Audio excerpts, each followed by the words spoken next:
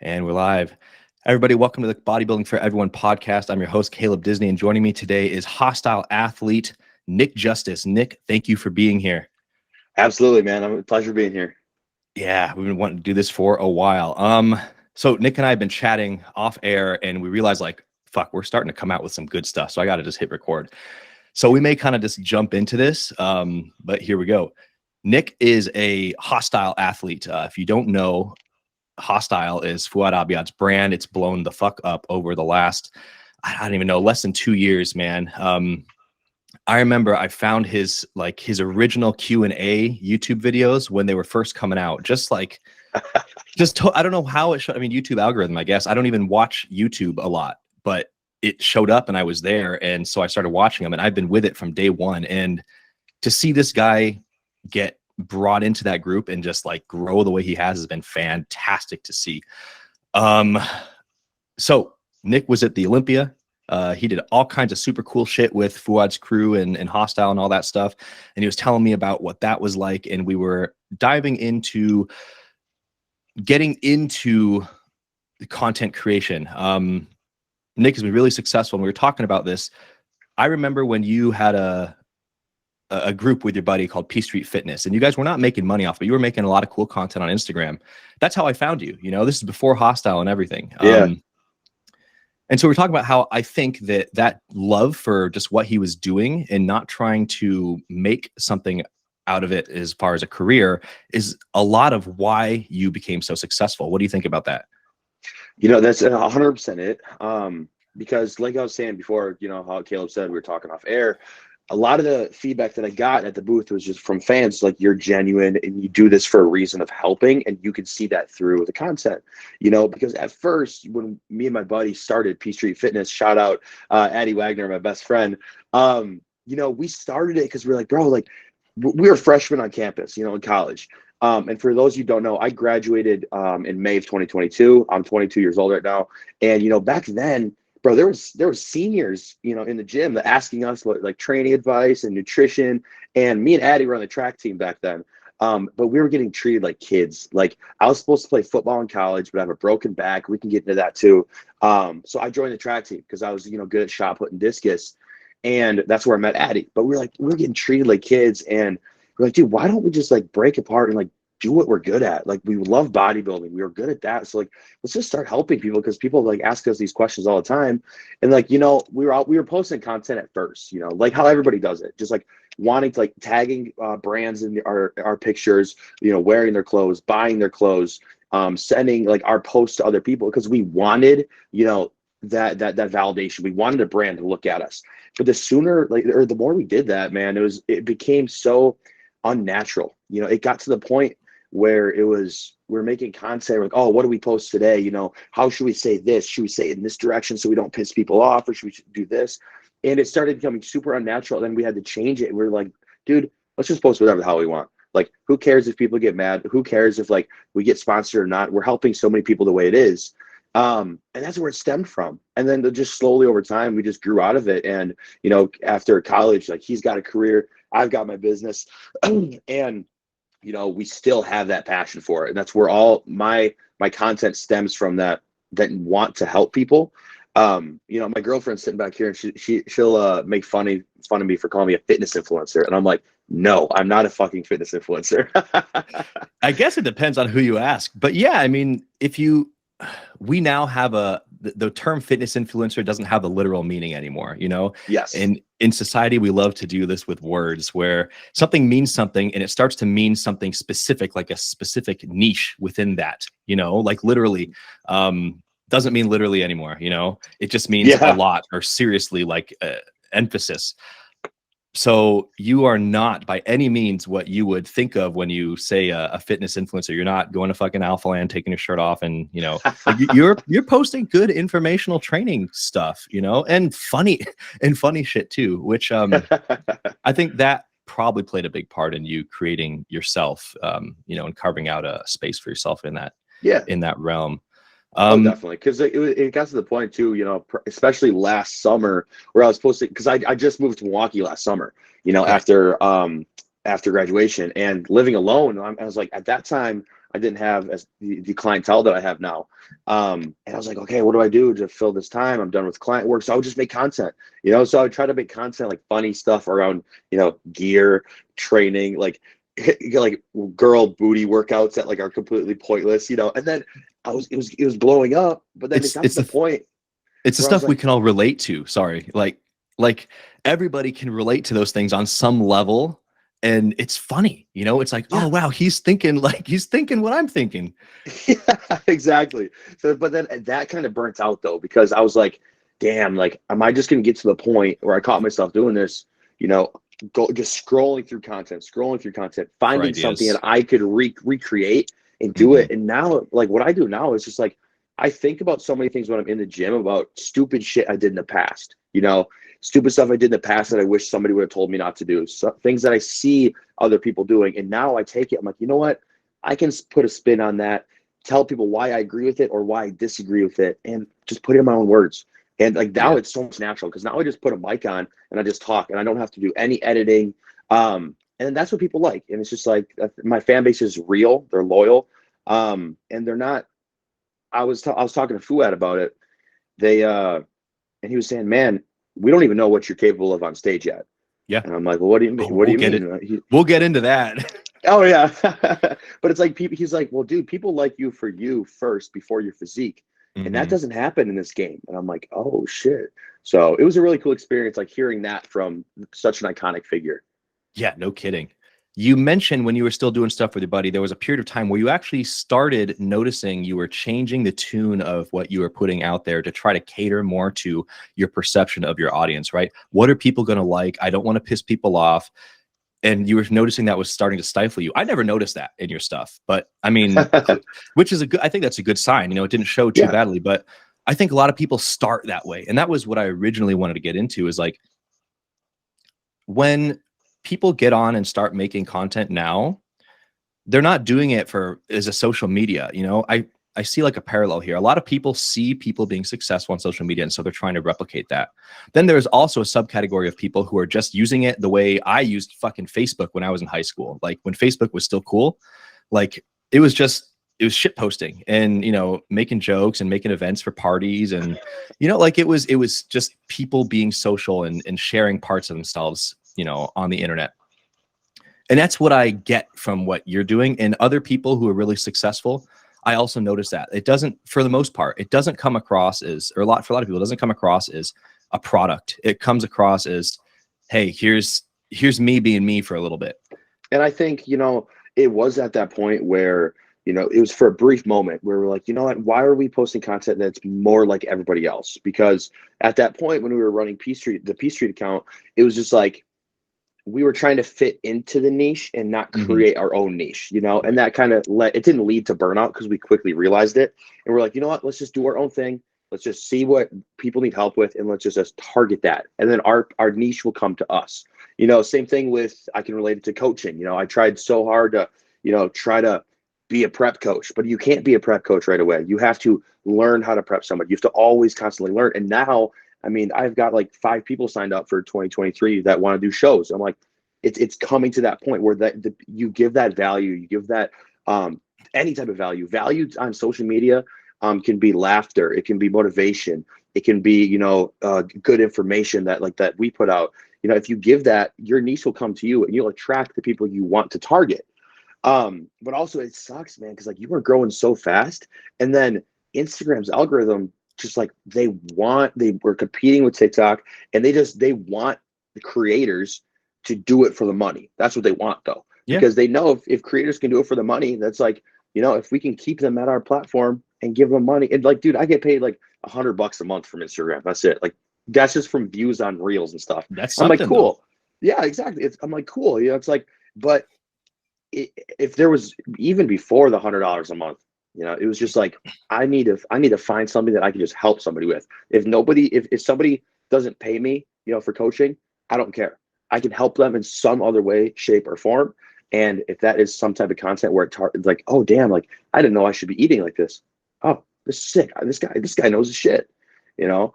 Mhm. And that's definitely the game that we're both into. And your content has been fire lately, man. Like, just I remember you had a reel you posted like it was a couple months ago, and it was you hack squatting, I think, and it got like 15,000 views in like Yeah. 24 hours, and I was like, damn, I need to start doing that. You know what's I've had what's crazy is I can't replicate that. You know what I mean? Like Yeah. it's so hit or miss. I was looking through some of my old shit and the reels I posted this past week are like 2,000 views, you know? And I was looking when I have one that has 35,000. What the fuck? Like I just Mhm. made it with no prep time, just like standing in my kitchen talking about something. And that's like my I most remember viewed. that one. Yeah, and it's like, well, do I have to do that again? No, because if I try to do the same thing, it gets it flops. So Instagram's really weird. That's kind of why we're here on YouTube. I have some friends who have a podcast. It's shout out to Iron Sights and Scott Howell and everyone at Red Dot. He started this Oh, that's podcast. fire podcast, by the way. I love that. Yeah, dude. So Scott's a fucking G, and he's a smart motherfucker, and he works hard. But so he's got linked up with the same media people who do Mind Pump. And so, Oh, because this is the group of people that he knows, he's friends with. They're all from the kind of this general area in California. And so he carved out his niche and he did fitness his whole life. He owns a gym. It's really cool. But he's like, well, I love firearms. I'm super, super 2A. And so fitness and firearms. And so he has, I mean, it's, if you haven't, if that's your thing, check it out. Even if it's not really your thing, I encourage you to check it out. Personally, regardless, me being where I lean on the political spectrum, which I'm never going to share here, I regularly make effort to expose myself to beliefs that I know are going to conflict my own. yes, that's Because so important. That's so important. it is, because I can't be confident in what I believe if I'm never challenging it. But if I continue purposefully challenge myself, my beliefs, and continue after looking at those things, continue to believe what I believe, then I can be confident that, like, what I believe is right for me. But Yeah, so many people, okay, we're getting off on this tangent now. I'm making it happen. that's okay. So many people in social media makes this happen because of how the algorithms work. So many people live in these echo chambers where they do not challenge their own beliefs. The only time they're exposed to opposing beliefs is when it's in a way that ridicules them, right? So if Mm-hmm. you go on a conservative subreddit, the only time liberal-esque stuff shows up there is when people are being like, wow, like, fuck these guys, look at what they're trying to do, right? And it's the same thing the other way around.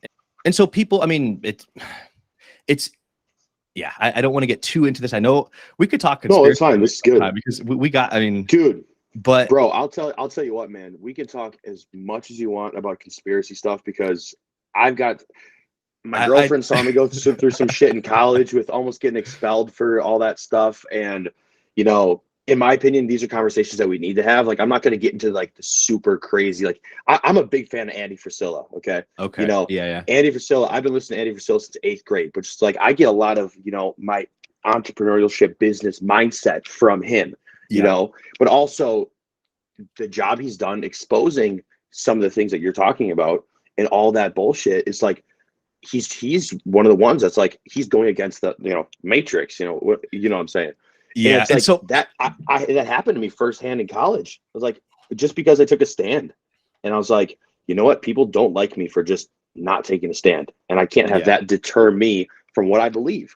I yeah, would hear people out and I would hear the opposing views and I would listen to it. I'm like, okay, I understand where you're coming from, but this is where I'm coming from. You can't just call me a terrible person from not wearing a mask. that's Like, yeah, yeah, and that's, I mean, that's a big issue too, and it's one that I struggled with for a period of time, at least in 2020, like seeing shit that was happening, and I was getting really, really pissed off.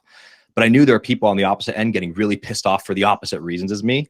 And my response was like, well, how do you not see what I see? What the fuck is wrong with you? And I don't know. I've had to learn to, like, and it's hard, right? Because I think everybody in the country, the United States, for the most part, we all want the same things. I think, like, ultimately we want a better life for everybody. I think yes, but I think we have disagreements on the best ways to get that way. And I also think, and this is the biggest thing I think people miss, everybody values, for the most part, the same things, but we rank them differently. And so people on opposite ends of the political spectrum are willing to sacrifice certain aspects of some of these things so that they can bring up others. Whereas people on the other end, they value this so highly. They're like, how the fuck could you possibly fathom sacrificing this? This is the most important thing, And so yes, that's a big thing. Like, I don't want to talk about this very long, really briefly, but the abortion issue, right? You have people on the left who are like, listen, there are people whose lives are, I mean, people are not ready for this. It's a huge undertaking and people's lives can be at risk. Pregnancy is fucking dangerous. And the person who's undertaking that danger has the right to decide whether or not they're going to subject themselves to that. And, you know, that's worth the sacrifice. And then you have people on the right who are like, well, life is sacred. And how can you possibly be willing to concede any, you know? And so it's different rankings. We want the same things. We care about the same things, but we value them differently. And we need to learn how to, if we care to, you know, if we ever want to like come back together, we'll see if that happens. We need to learn how to like accept that other people care about certain things more so than we do. And Yes. and that can be okay. I 100% agree with that, man. The thing is too, it's like what you said, how we all want similar things, but it's like how we get those things. It's what differs, you know, and how we rank things. Now that's human nature. Nobody is the same. We have free will. Free will is both a gift and it's a curse, but also all these different things that are dividing us, all these different things that divide us on the federal, state, local, and even the household level. People don't really understand that. Yes, they are current event issues, but they are intentionally manufactured to divide us. They are, because it's all about the look there. Don't look over here. You know, I think so. I think so too. I agree. I think, but I almost think that at some level, this is almost an accident. People want our attention so they can sell us things. They can sell us advertisements. And when people put out, when media companies, and I know the media, right? We think of it as like a big fucking monolith, but it's a bunch of independent companies who are just trying to make a bunch of money off advertisements. That's it, you know? Literally. And so they know who watches it. Fox News knows who watches Fox News, and MSNBC knows who watches MSNBC. And so they continually run stories that they know their viewer base is going to be like, oh my God, this is important. I need to keep watching. And they keep getting fed advertisements. And so the companies keep making money. So it's not even about whether or not they want to push an agenda. They're doing what makes them the most money. And exactly. And yeah, you said it the best there, man. It's like they have that agenda, and if following that agenda is making them more money, they're going to do whatever it takes to follow the agenda to make more money. And I never realized that until COVID.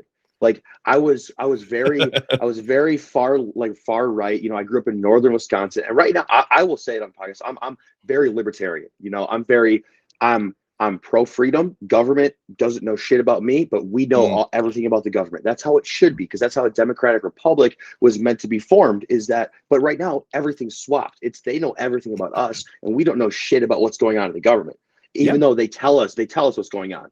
But you know, if you just during the COVID time, I did something. You know, I listened to Andy Frisella. He said something on a podcast. He said, "You guys, I want you to listen to every single news source.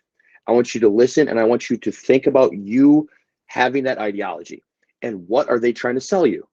You know, so then I would watch Fox News, or I'd listen to their conservative radio, and I'd be like, damn, they're really trying to sell me. They're trying to paint the other picture of they're just evil. So then I'd do the same thing with CNN. I'd be like, damn, they're really trying to sell me on that narrative, and they're just painting these other people as evil. And it's just like, yes, they're making money. And for us, they're not reporting the news. They're just reporting a narrative. And for us, these conversations need to happen, because this is making people aware of it, you know? And it's not us being, you know, conspiracy theorists. It's us being based and pointing out, like, this is what happens when you just do a little bit of critical thinking. Yeah. I love that you just use based in a conversation, like just threw it in there normally. That's fucking awesome. But you're right, dude. And yeah. And so anywho, Scott Howell, again, shout out to Red Dot and Ironside's podcast. He's a great guy to listen to about this stuff. He is very strong in his beliefs about the government. You know, yeah. Anyway. But dude, tangents like this need to happen. I'm all for it, man. You know what? Yeah, we'll link up again sometime, and we'll straight up just like lay all this shit out, because like we're gonna disagree on some things, but I think that's okay, and I think that's important to happen in a like a here. Okay, here's the next tangent I want to go on, and it ties into this. Like my beliefs don't dictate like who I am as a person or my value as a person. The reason I think that is I was talking to somebody else about this a while ago, and it's like we were talking about emotional responses and how people who react to their emotions tend to get into shit more often than people who are able to notice what they're feeling, but pause and respond, the way they think they should, the right way. Basically think it through before they actually respond outwardly. And I said, how you feel is not who you are.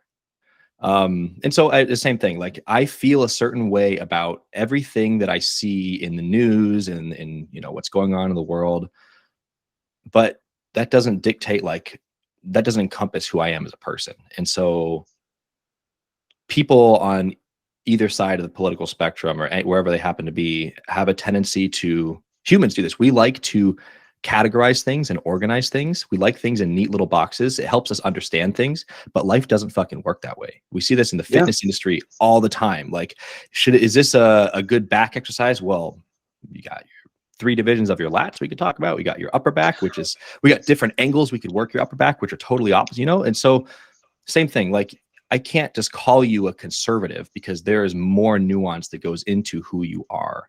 And it's like, at the end of the day, if you treat somebody based off of political ideology, you're the person that I'm going to be staying away from, because I don't care I don't care what people believe. You and I are going to have disagreements, but I will still treat anybody with love. If somebody personally attacks me or the people that I love, then they don't get that love back. But it's like anybody, if they don't like me for my views, I'm going to still love them for their views if they're not disrespectful to me. And it's like, that's what's missing, especially in my generation, is just like, well, how old are you? You're in my generation, aren't you? You're like 26. I'm 27. Oh, okay. It feels weird. I'm getting old.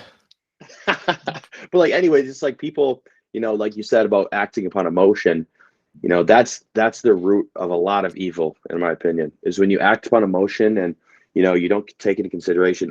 We all struggle with it, bro. I struggle with it, but if you can figure it out, limit that, and just act upon, like, okay, I get that. I heard that. I saw that. I cannot act upon how I want to. I just want to act upon something that's going to benefit both parties, both people, or both this scenario, So I really like what you said there. Yeah. Yeah, I'm glad. So I mean, fuck yeah, I'm having this thought. It's like a trope in like tons of action movies where they're like fighting and it's like near the end of the movie, it's in the climax, and some character who's emotionally close to another character, maybe it's their partner or just like a really close friend, like they die, and the guy's like kneeling over them and he's like, no, and then he goes and fucking goes berserker, right? And he takes some guys out and then he dies. It's like, well, yes, that's an emotionally based reaction if I ever saw one. And that's what I want going through my head. Every time I feel something that hits me strongly, I want that fucking to play in my head so I can be like, serve as a warning sign. Like, okay, I feel this way, but is the way that I am wanting to outwardly act, is that the smartest way to respond to this? And I need to apply that to when I hear people say things that are incredibly contrary to what I believe. I need to remember that before I respond to them. And that way I don't attack, because if you get attacked, if you feel like somebody's attacking you, you are going to fight back no matter what, even if you actually realize you agree with them or something like that. You know what I mean? Like, how often when I was a kid, I would get in fights with my mom all the time because she would try really hard to kind of like police me, right? And to regulate. Yeah. And just on principle, I would like stick my feet in the sand and not budge or push back, even if I didn't care that much anymore. Literally, same here. It's a super immature thing, but it's just kind of how we're wired. Yes. Yeah. And it's and at that point, we're always like, we're wired that way. And especially at that point of adolescence, we're just like, no, I'm me. You can't change me. And then literally, it's almost as if like moving out of the house or going to college or something, you realize, wow, like my mom or my parents just wanted the best for me. Like, dude, I was the real asshole. Yeah. No kidding. I have had that revelation so many times. Yeah. So anyway, but man, it definitely can relate to the bodybuilding and fitness game too, because like we hear it all the time on social media. We hear so many things like, that person said this, that person said that person's lying. And then we may have our own pre-existing notion of who they are before we even get to have a conversation with them. Right. So then we watch the other side, go watching it with this narrative like, oh, fuck this guy. What dumb shit is he going to say now? Ah, yep, there it is. I knew it. Fucking idiot. Right. And then they come up with another video and it's like, oh, wow, I thought his other video was dumb, but I actually agree with it because of this one. It's like, but no, I still don't like him because he had this one video 2 weeks ago that said this. Right. I'm like, there's that moment where they start to, I shouldn't say they, we start to come around and be like, you know, the Simpsons meme, am I out of touch? No, it's the children who are wrong. Right. Like, yeah. I remember that episode. I hear every time I see that, I hear Skinner's voice in my head. Like, oh, am I wrong? No. So you start up, they're getting there. No, they double down because because admitting that you're wrong is fucking painful. Like, even if nothing physically bad happens, even if nothing in your life changes, there's just the ego doesn't want you to be wrong. We have to be like infallible. Our ego is then like, oh, wow, now we're weak.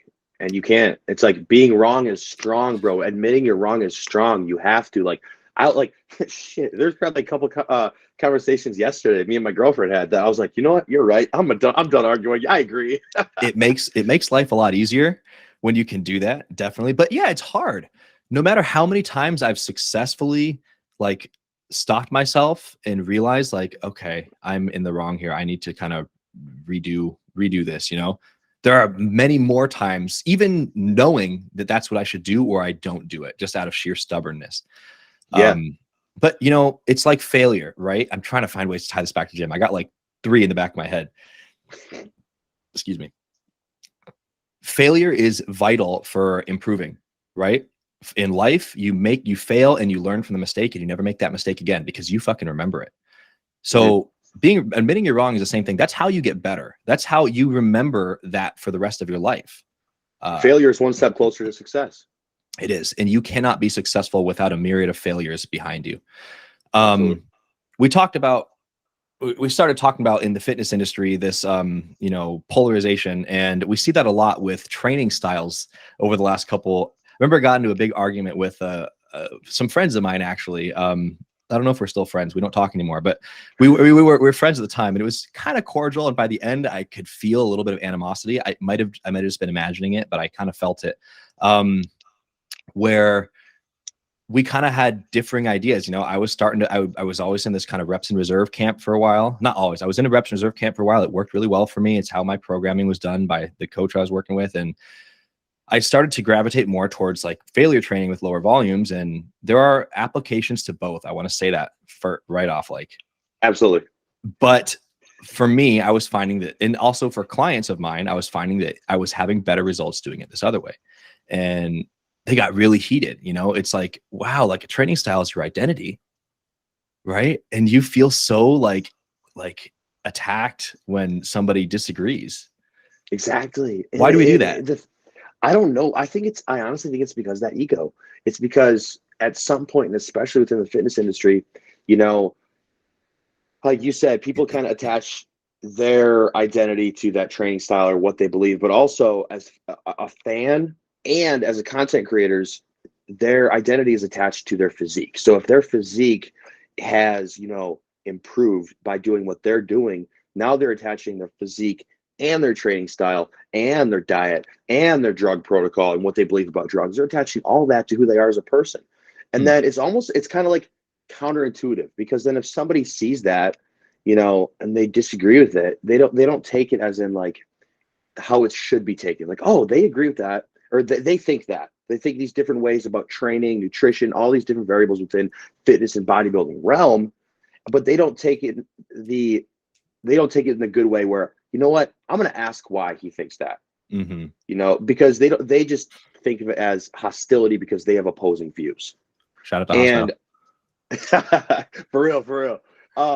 So, and I think it needs to happen where people, you know, have opposing views, but they have that conversation with it, that productive conversation. I posted something 2 days ago, and it was about dry scooping pre-workout, and he had a long paragraph in the comment, just like saying, you know what, I love your content, but this one I just don't agree with because you're not targeting the people that, you know, dry scoop and then down 10 ounces of water. And I'm like, hey man, I appreciate that, because like I could have came back and I actually typed something out that sounded, really passive aggressive. Like for like 2 minutes, I'm like, I can't send that. But I'm like, those conversations need to happen Yeah. where, it's That, like productive conversation, productive discussion will make sure that nobody's identity is based on one thing. It has to be based on multiple things, but also ultimately your identity is based on how you just treat people. yes. That's a good point. You know what? I'm going to make I've been meaning to, I'm going to make a dry scooping pre-workout video now. I'm going to come for you specifically. But that's a good point, because you think, okay, why is dry scooping quote unquote not optimal? Well, you're not getting enough. I mean, part of what makes pre-workout work is pumping everything, and you need liquid, you need water for that. And so you want to deliver it with a good amount of water. It also spreads out, the time that the substances are hitting your body. And so it's, it's not just like a massive like hit all at once. But he's like, yeah, what if you, at the end of the day, you consume the same amount of water just afterwards? I don't think most people are doing that, but that's a good point. Next time somebody types up a big response like that, I'm just going to say, good point, and leave it at that. Exactly. I've never done that before. I always end up doing like you, like typing out a big response, and I hate it. It stresses me out. Even if even if I'm not angry, just the feeling like, oh, I have to respond and I have to show what I know and all this stuff. Like, it's a pain in the ass. Like, it's a curse and a blessing of social media, because then it's just like that one comment and how we attach our ideology and who we are as a person and a bodybuilder, we attach it to the comment we reply. Yeah. Instead of just doing, like, good point, man, I appreciate that, because that goes in my eyes, that goes much further than any rebuttal. Yeah. Well, a big problem also, I don't know if it's a problem, but I mean, so we're kind of always showing off on social media. We try not to. We talk about, we don't want to like flex like fake shit, right? The way we see, the Tai Lopez's and stuff out there. But like at the same time, Instagram is, we're putting ourselves out there, we're exposing ourselves, and we're showing ourselves. And so we want to show, we want to show our best side, right?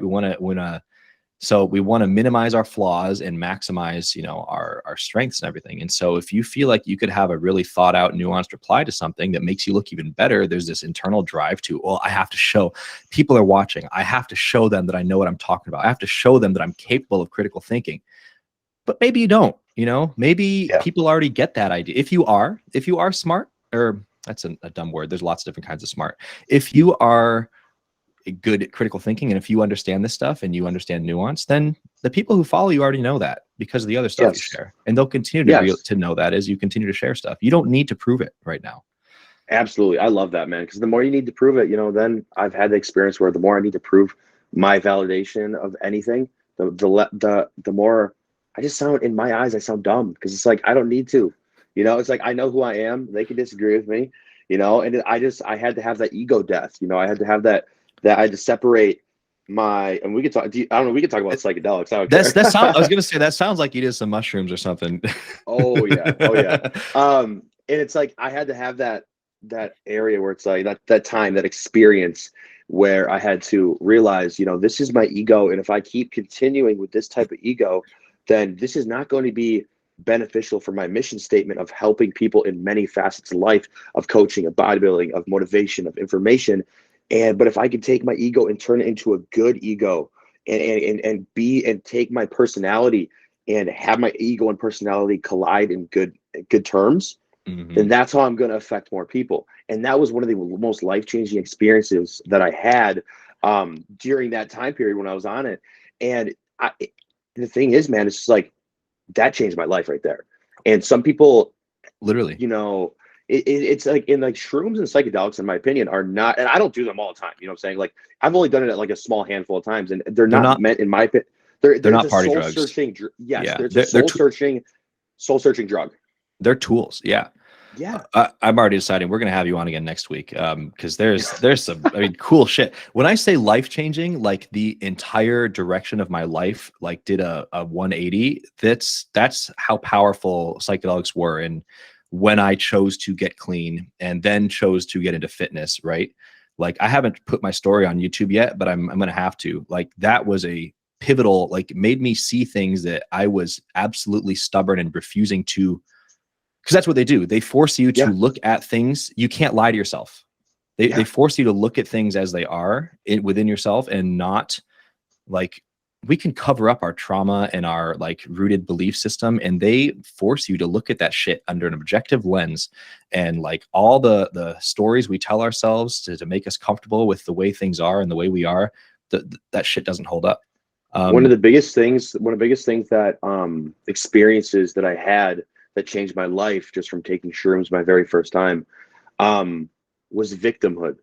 You know, I would always, there was different things throughout my life that I had no idea that I was playing victim to, you know, playing victim to my past, playing victim to hardships that I went through, you know, being, you know, my anxiety that I deemed, you know, debilitating at the time.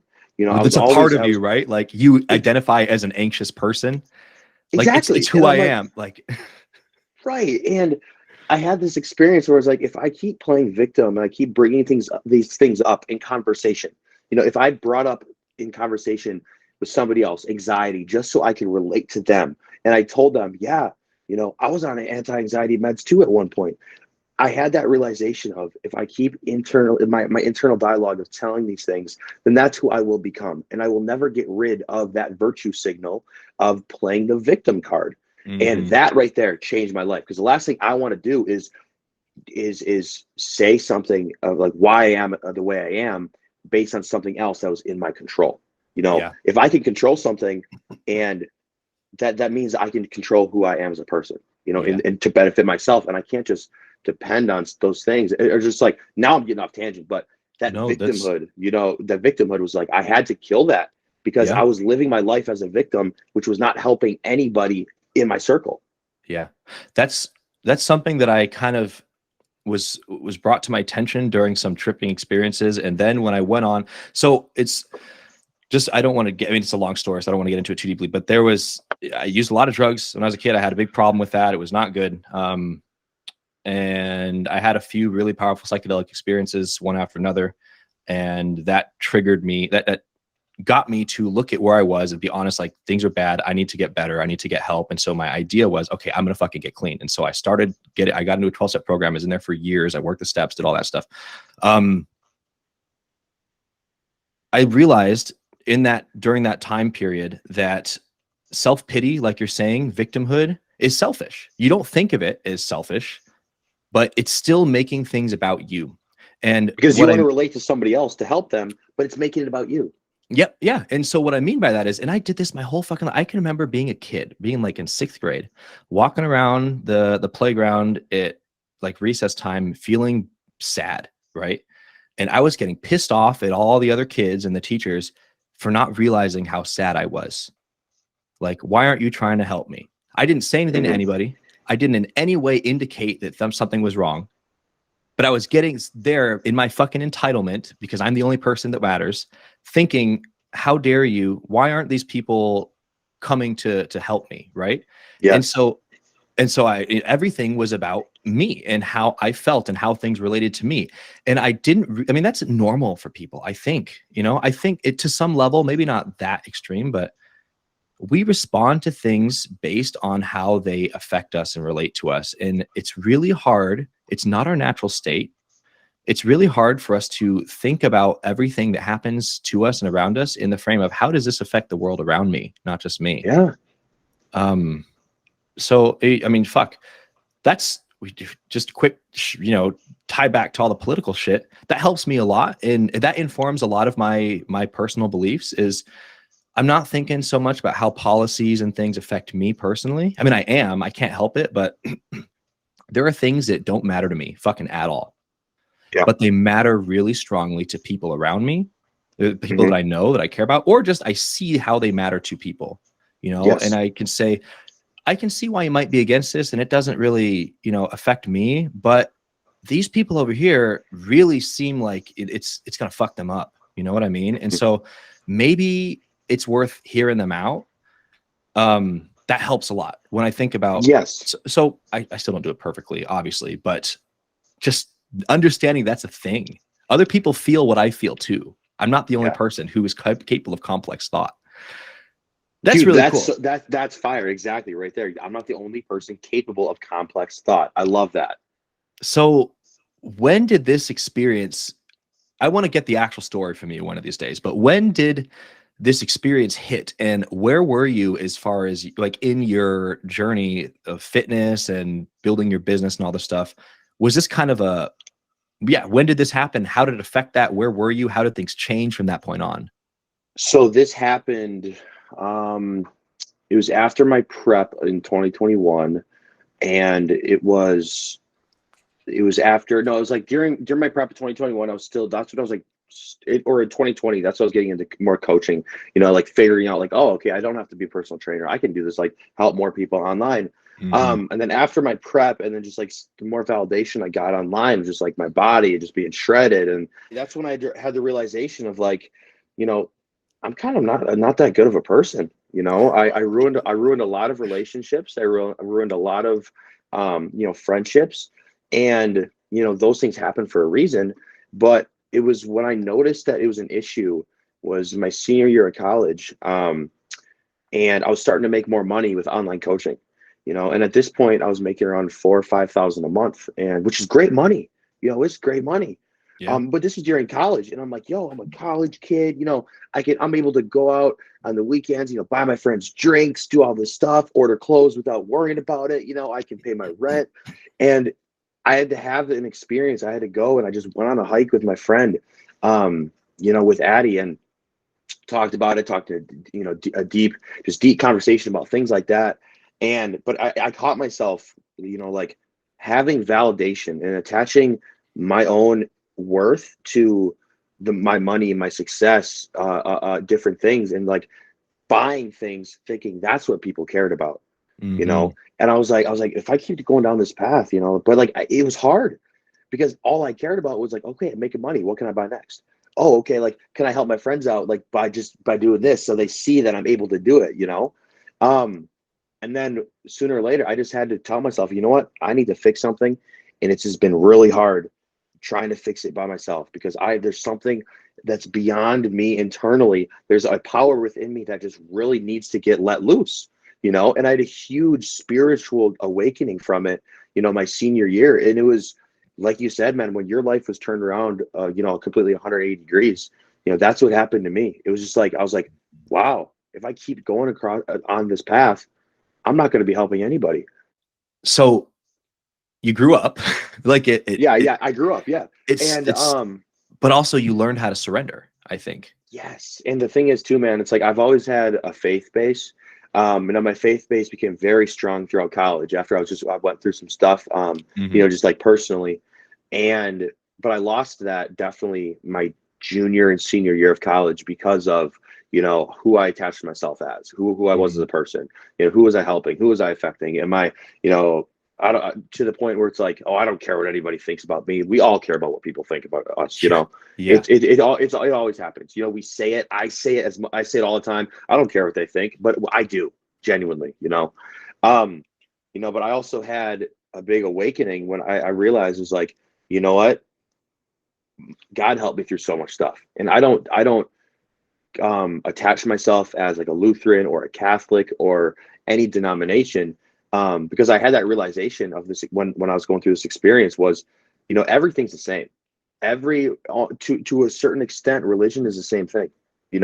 Everything is Yes. very Yes. everything. Thank Yes, you. exactly, bro. Everything has the same ideology. Everything is Mhm. very similar stories, very similar parables, very similar prophets. The Yeah. one thing in common, man, is there's a higher power, and that higher power gives us free will. And the free will that us as humans are meant to deliver to other people is helping people and just living Dude. to make somebody's life better. And I never Dude. experienced that. I never knew that in college until I had that. No, because you're a kid. You're thinking about, you're finally out on your own. You're living your life. And that's okay. We all need to go through that kind of that growing phase. But dude, I love that you said that. I've wanted to talk about this and somehow for so long, but I don't want to just post a video up and be like, hey, here's my take on religion, guys. You know what I mean? But Mm-hmm. I've had that same thought. So the 12 steps, you have to have a higher power, right? Like, Yes. because the point of that is I fuck my life up when I'm left to my own devices. When I'm the only one in control, I make bad decisions. I do stupid shit, and I tell myself it's a good idea when I'm doing it, even if it's obviously not. I need to understand, I need to believe that there is something in the universe that is bigger than me and more important than me. And it doesn't matter what I Yes. call that thing, but it is, you know, and so it takes the weight of the world off my shoulders, because before, you know, admitting that, I thought I had to control everything. I was constantly gripping, you know, white knuckling my life, like trying to control every little variable and getting so fucking angry and hurt whenever anything didn't go my way, even like Yes. random things of chance, right? And I was making myself miserable, and I was treating people like dirt because Yeah. I would act out on my emotions when that happened. And like, there's so much I get into there, but We try to be so self-made because we're always told, especially us, and we're still young, we're told by all these, you know, entrepreneurs, these businessmen, they're telling us, manifest what you want. Manifest, manifest, manifest. Yes, I'm a big believer in manifestation and putting out positive energy into your soul and into that internal dialogue, you know, but at the same point, I'm not self-made, because all the struggles and hardships that I've like went through in my life, all these different experiences that have been life-changing for the better or for the worse, the one thing that I can always fall back upon is that type of being, that internal structure of, I need help. I am surrendering myself to, you can call it God, you can call it Allah, you can call it Buddha, whatever. just the Surrendering universe, your, man. yes, the universe, man. That's what I tell everybody. It's like people go about the universe, you know, wanting to be self-made. But if you try to go about the universe wanting to be self-made, you are going to fall, and you're going to fall on your face, and you're going to dig yourself into a hole, and you're never going to get back out, and it's just going to fill with water, and you're going to drown. Yeah. If you go into the universe wanting to be somebody and wanting to be a certain type of person, to help a certain type of people, wanting to, for instance, and examples, wanting to drive a certain car, make a certain amount of money, have a certain job, The have a external shit. business. Yes, if you go into the universe wanting those things, but also once you start to see hardships, and these hardships just stack and stack and stack upon each other, where people go wrong is they see these hardships as the universe is telling them that's not who they are. They are not going to get those things. They are not going to be an entrepreneur. They're not going to be to make money. They're not going to help their family. And then they fall back because they just expect the life to be them to make that life. They expect things to happen. They expect that there's going to be no hardships. And the difference between somebody that has that experience and something that people like you and I that we're talking about is, we take these hardships that the universe throws at us, okay? And we consciously know, okay, that just happened in my life. That was terrible. That set me back. That I feel this certain way. Now I'm going to take that, and I know the universe wants that to happen in my life, because that is one step closer to becoming the human being that I was meant to become. And Sure. if you can make that switch and see that all these things that happen in your life do happen for a reason, if you go through them, even if you fail and go through them, that's making you one step closer to your fulfillment of life, you know. But if you take them and you realize, man, I'm just depressed, I'm a victim, all this stuff's happening, your life will be shit. Well, because you miss out on all the great stuff happening around you because you're so Yeah. internally focused. You're totally within. You're dwelling on how you feel. All you can think about is how you feel. And so you miss great things, right? Yes. You said so much cool stuff there that I maybe like, I gotta let him keep talking. But dude, that's yeah, I don't even know where to dive in. I think what do I think, dude? I can't even remember everything. What do we all think? God damn. Dude, I like this though. I mean, this is stuff that I think it doesn't get talked about in our niche that much, you know, but these are the things that make us who we are, and who we are plays a big, I mean, the biggest impact in us reaching our goals and stuff like that. You know what I mean? Like, Yeah.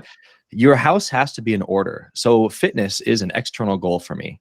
You know, I want to be jacked. I want to be, you know, good looking. I want to be lean, and I want to be successful and all this stuff. I need to set my life up in a way that is conducive to that. And preceding everything else, I need to be right internally. You know, Yes. I can't be dwelling on the negative shit. I can't be looking at failures as like, you know, debilitating. I have to be looking at things in a positive way, and I have to really, you know, be looking at ways to improve and looking for solutions and things, not focusing on problems. And it's easier to do that when I can kind of surrender, like, you know, it's not up to me how things go. I have free will, but at the end of the day, what's going to happen is what's going to happen. Once things are the way they are, it's not Yep. up to me how life should be, right? I'm not the Yes. master of the universe. So I can say all I want, like, oh, this shouldn't be this way. It is though. So this must be the way it's supposed to be because it fucking is. Right. Yeah. And so I can keep, stomping my feet and being pissed off.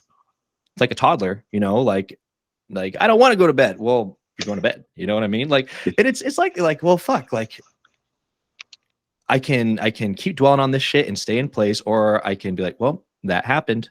What's next? What's the solution? Yes. Yeah. And yeah, I think relate that to like with fitness and bodybuilding too, what you just said there of, realizing, okay, what's next? What's the solution? How do I overcome this? A lot of people don't have that within our realm and our niche because they find their happiness through how big they get. They find their happiness with external validation. And that exactly the external validation. And, yes, me wanting to get bigger is a goal of mine, but me wanting to become a competitive bodybuilder and me want to become being amongst the best. I never want to be the best, because I'm also aware of genetics, health risks, all these different things. I want to be amongst them, but maybe not be the best. But that's not where my happiness lies. My happiness lies with the life I build, life how I affect other lives. Am I able to take care of my family? Am I able to take care of my girlfriend? All these different things. Those are the things that make me happy, and that's the meaning of who you are in the world. Yes, because the muscles, bro. The muscles they come and go, bro. It's like if you stop working out for a year, you're gonna get big as you ever were. If you just get right back into it. Once you get back to it, yeah. But I always have those goals, and that's what bodybuilding has shown me. It's like if I live like a bodybuilder, and I love competing. I like for the love of competing. But you can call yourself a bodybuilder as long as you live that lifestyle. Yes. Yes. Agreed.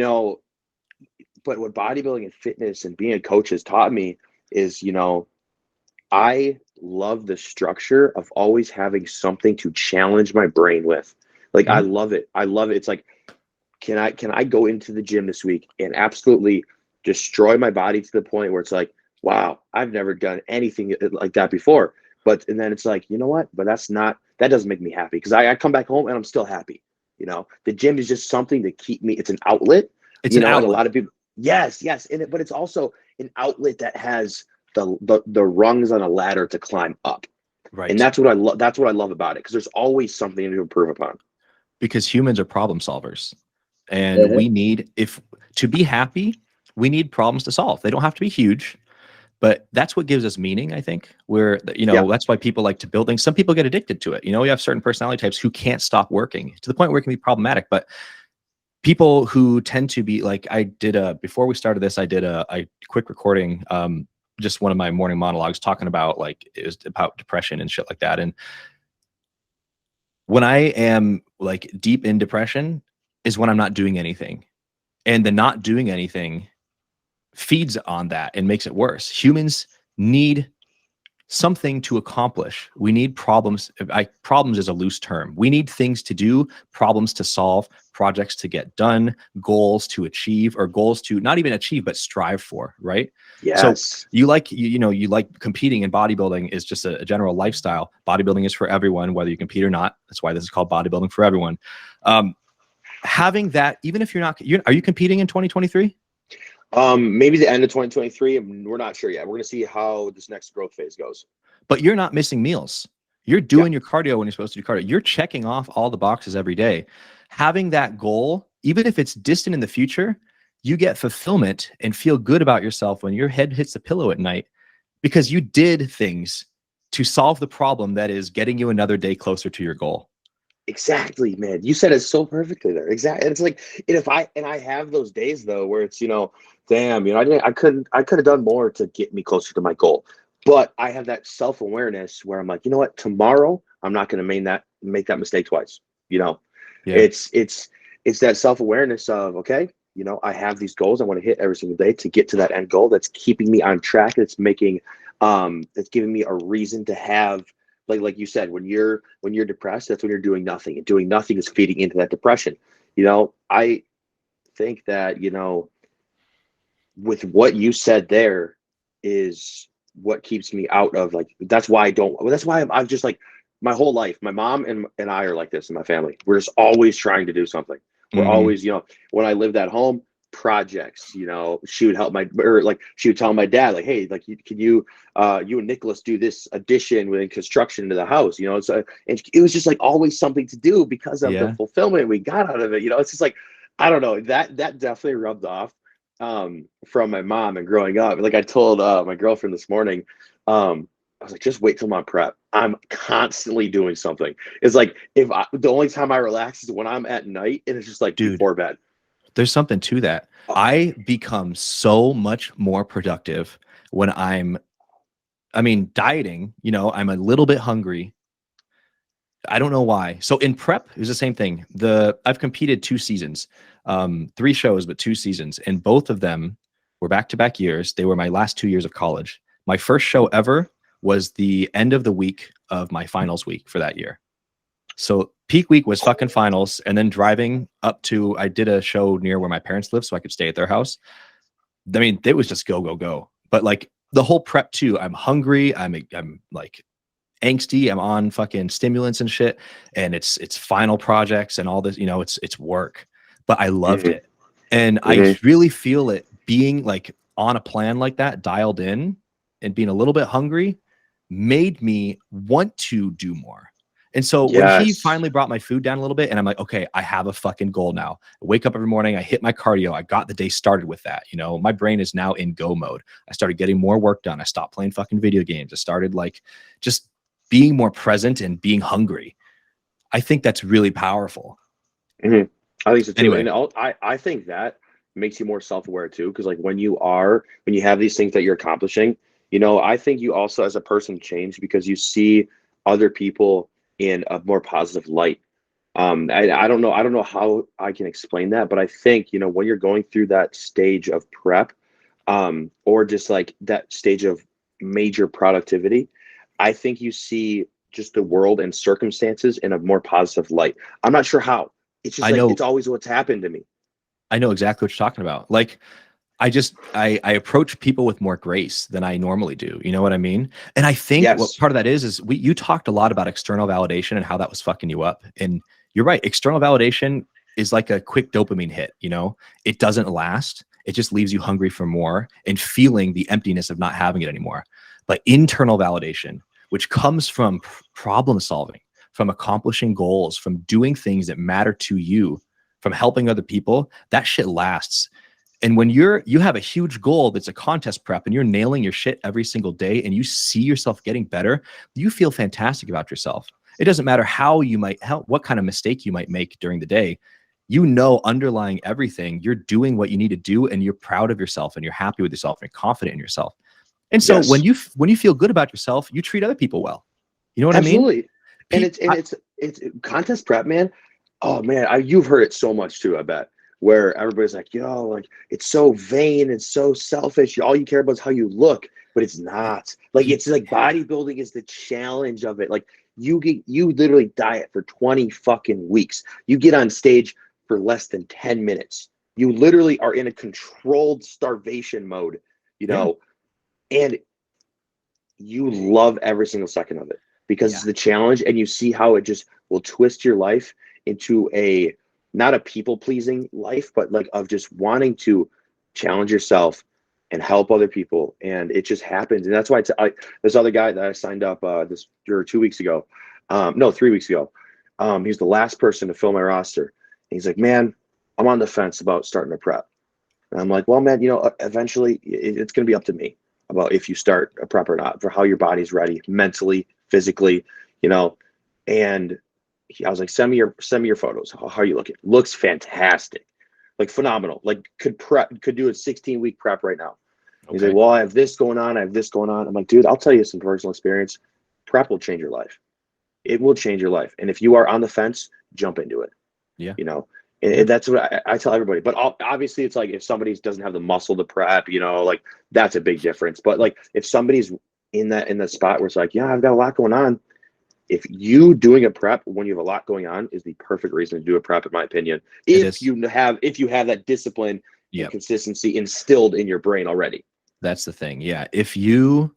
Whatever you think your limit to your work capacity is, your ability to get shit done, you will surpass that when you prep. Cool. You will Yes. do more good work in all areas of your life, except for maybe relationships. That's one area that tends to suffer a little bit. And it doesn't have to if both people understand what's going on. But if it's your first prep, you don't know how to prepare your partner properly for what's going to come. But you will get more good work done because you're tired, you've done everything you need to do, and another little problem pops up and you go, it's just a little more, I can do it. Yeah. The more discomfort you expose yourself to, the easier it is to tackle more because you're not scared of it anymore. It's like, oh, well, this will suck, but everything sucks. I mean, it's compared to everything, it's nothing. I can do it. When you live a life of comfort and you're not challenging yourself like that, every little thing seems like an insurmountable obstacle. When I'm miserable and not doing shit, getting out of bed is is a chore. It's hard. Yeah. But when I'm just checking off boxes, getting shit done, adding one more thing to it, no. My girlfriend is stayed up too late. She's just trying to get into medical school, and she has to wake up for work the next morning. Hey, could you make my food for me? If I've been working all day and getting shit done, yeah, no problem. It's just one more thing. It's 5-10 minutes. You go to bed.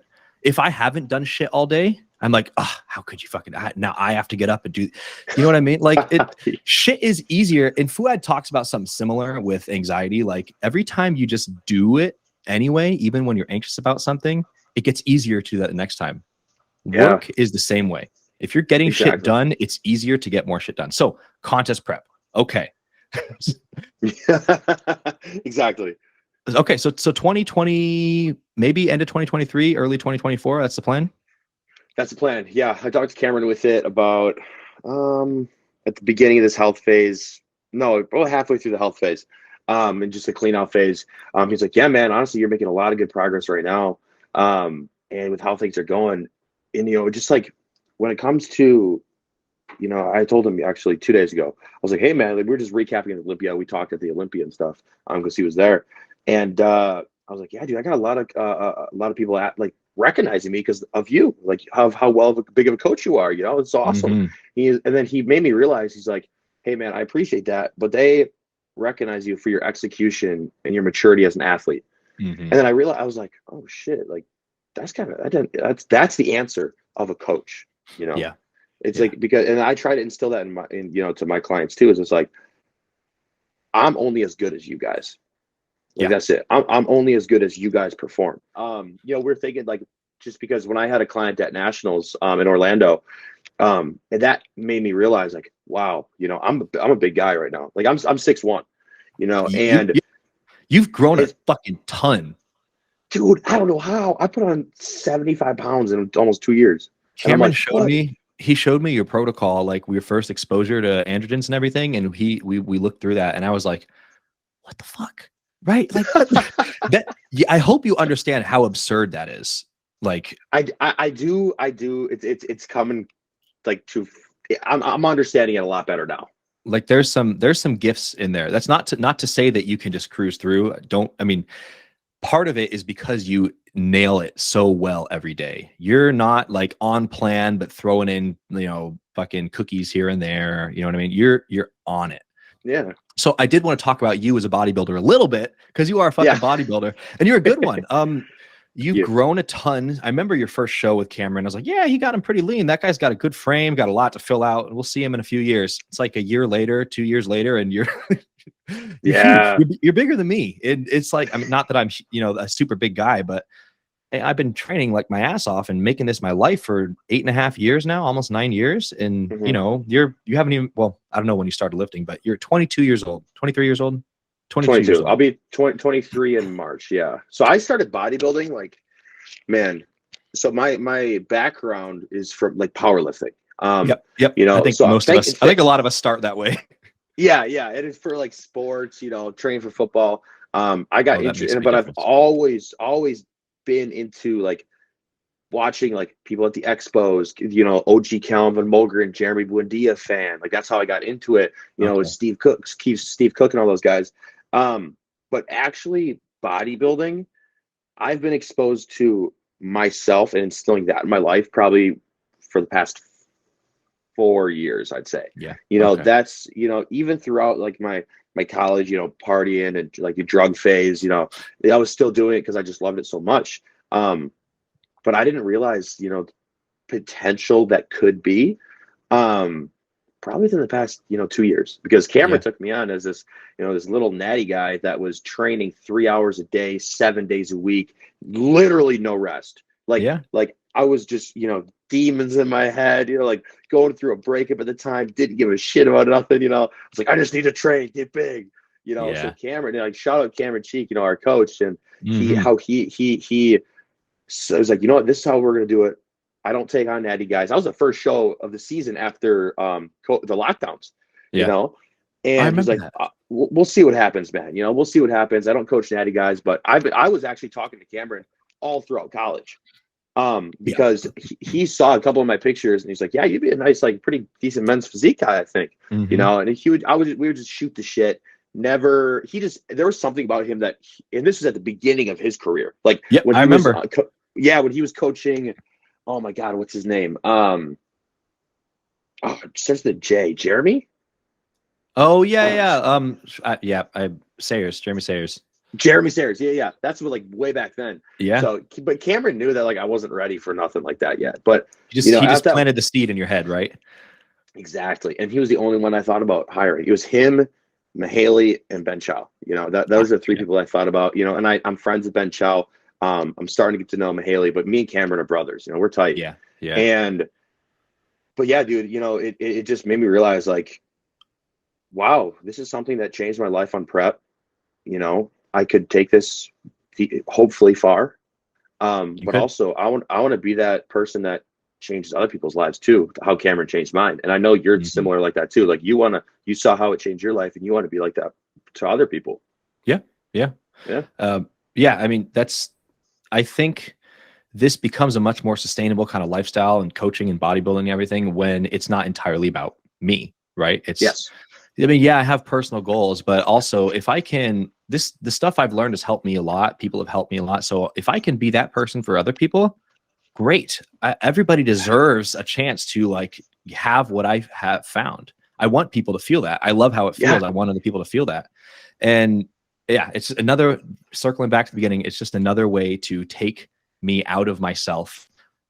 Still going for my personal goals, but my focus is on the world around me, not only me. And that Exactly. makes me a happier, more productive person. Absolutely. It sure 100% does. And that's one of the things I'm, eternally grateful for with bodybuilding is that aspect, exactly how you said it. So I think I know how I want to wrap this up now. You mentioned this, and this is one of the things I thought of when I was like, I can't remember what I was going to say. But people see bodybuilding as a really vain thing, and maybe I think it starts that way for a lot of us. We start when we're young. We want to look good. We want to get girls. But as we get into it, we realize there's so much it offers us as far as actually internal validation, right? Not just looking good for the camera or for people, but oh, I set this goal and I'm busting my ass to get there. I'm capable of a lot more than I realized, bodybuilding gives us an outlet to build that internal validation. And so that's why I say it's for everybody, whether you want to compete or not. It makes my life better, not just because people look at me different and treat me differently, but because I feel differently because I'm accomplishing these things. It gives me a And confidence. Go. Yeah. yeah. If you have that level of self-awareness that is happening in your life and you realize like, you know what, I'm busting my ass day in and day out and nobody has to know. As nobody, Hmm. I don't care, because there's that point where I was telling people all my protocol, what prep was like, Yeah. how strict I was, but nobody has to know, because at the end of the day, if you are becoming a better person and people see that and you are seeing the change that you're putting in the world, then keep doing it. You don't even have to step on stage. You can just live that bodybuilding lifestyle and have a challenge, and you'll become a hardened motherfucker. You'll become a hardened motherfucker of society that is living to help people, not to be a people pleaser, but to have that internal validation of, you know what, it's bigger than me. I'm seeing many things around me change, and I like that. Yeah, that's beautiful, man. I'm going to end it with that. Nick, Yeah, thank you so much for taking the time. It's been an hour and a half, but I have really, really enjoyed myself. I absolutely have to get you back on.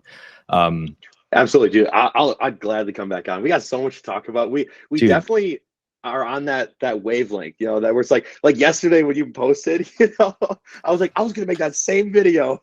yeah, yeah, I think we could have some really cool talks. I've had a great time, man. I really appreciate you doing this. And until next time, everybody, thanks for watching. We'll catch you next time. Oh yeah, see you guys.